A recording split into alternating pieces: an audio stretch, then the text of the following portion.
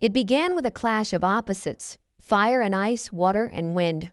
In mid-October 2025, while northern China froze under a biting cold front, the mighty Yellow River surged in the opposite direction, rising, swelling, breaking its calm.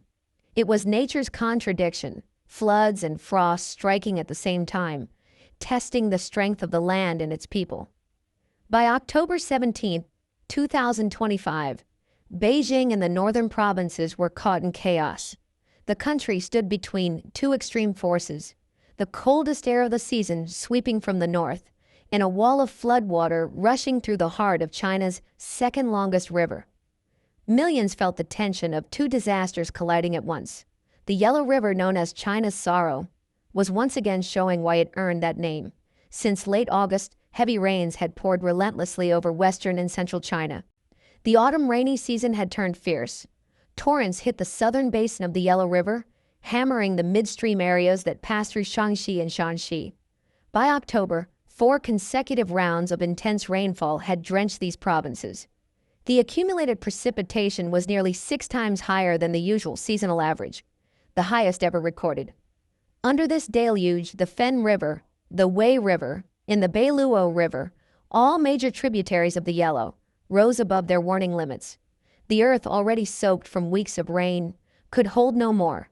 Every new drop rolled downhill, feeding the swelling river.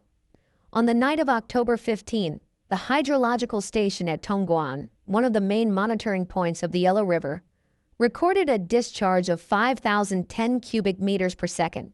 It marked the first flood of 2025. Just hours later, that number surged to 5,510 cubic meters per second, the highest in 61 years. What made it worse, experts said, was the timing. The flood came late in the rainy season, when reservoirs were already full and the ground was saturated. It was a slow-moving but complex flood, creeping forward with silent power. The Yellow River Conservancy Commission immediately launched a Level 2 emergency response. The Ministry of Water Resources issued alerts across Shaanxi, and Henan provinces. Emergency teams were dispatched overnight, embankments were checked, reservoirs were adjusted, hydrological data poured in hour by hour, every number a sign of rising danger. In Henan, local authorities were ordered to stay on alert around the clock. Evacuation routes were prepared. Loudspeakers echoed through the night in riverside villages.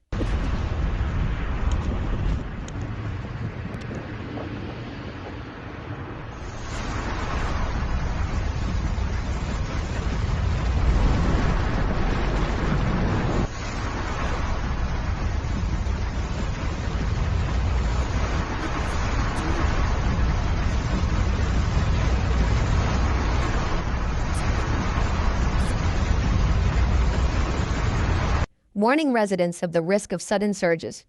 The San Mengxia Reservoir opened early to receive excess water from the Wei River. Upstream, the Xiaolangdi Reservoir was carefully operated to lower the flood peak from 5,500 cubic meters per second to 900. It cut the water flow by over 80%, giving people downstream more time.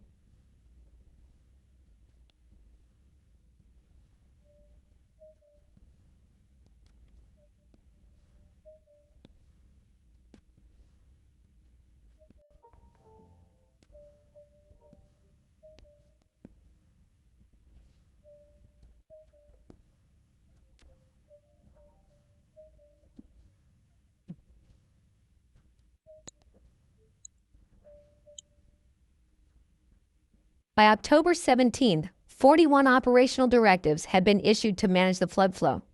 More than 65 million tons of silt were released to reduce river pressure and preserve capacity for the next wave. For engineers working along the Yellow River, the night stretched endlessly.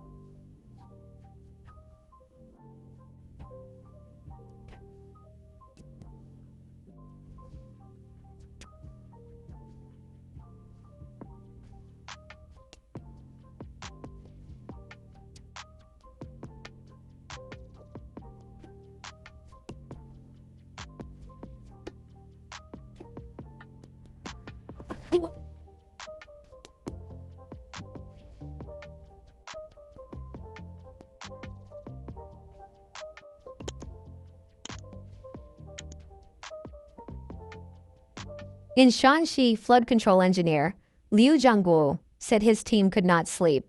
Every hour, hydrological stations sent fresh readings.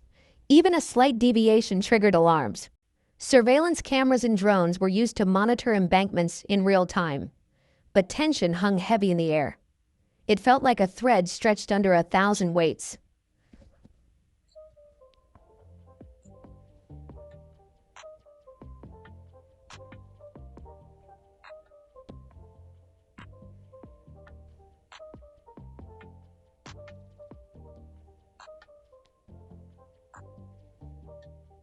Riverside villagers were restless but prepared. In Fen River's nearby settlements, residents stacked sandbags around their homes. Families kept flashlights and life jackets close. They knew where to run if the water suddenly broke through.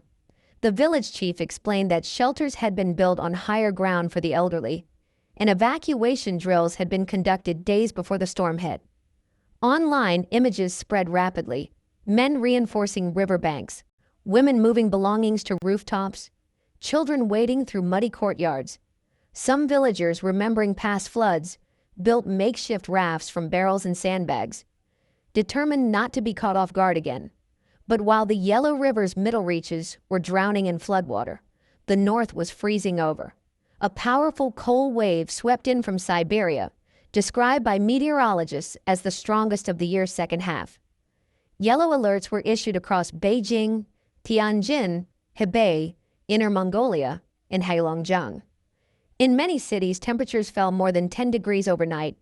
By dawn on October 17th, Tianjin's temperature had dropped to just 3 degrees Celsius.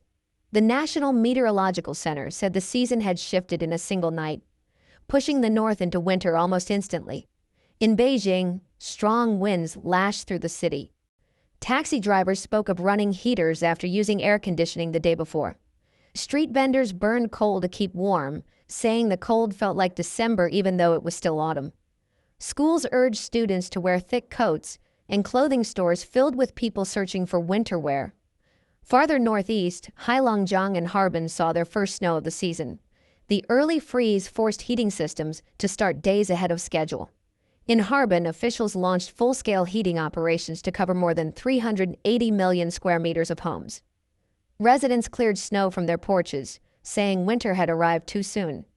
Meteorologists warned that the convergence of the northern cold air and the humid southern systems could create extreme weather, thunderstorms, hail, and powerful gusts.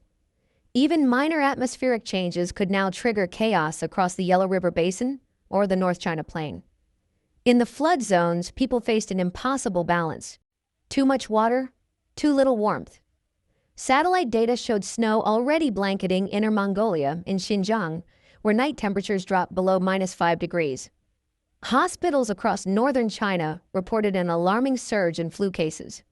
Experts described this coincidence of flood and frost as rare and deeply concerning. The Yellow River Basin, traditionally dry in autumn, was now facing record rainfall, while Arctic air masses pressed harder each year. It was a clear sign of climate instability, a dual autumn, wet and cold, unpredictable and harsh. The Yellow River Conservancy Commission confirmed that 24-hour monitoring would continue. The nation stood on edge, facing a test of resilience. The Yellow River, once the cradle of Chinese civilization, had once again reminded the world of its power, its ability to give life and take it away in a single sweep.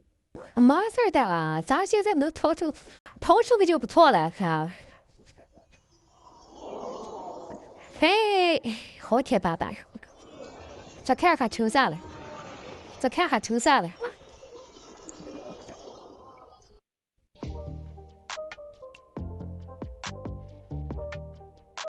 That's all for today. Don't forget to like and subscribe for more clear and calm reports on extreme weather events. Hit the bell icon so you never miss an update. Please note that some footage in this video is for illustrative purposes and may not depict the exact events described. Thank you for watching and stay safe.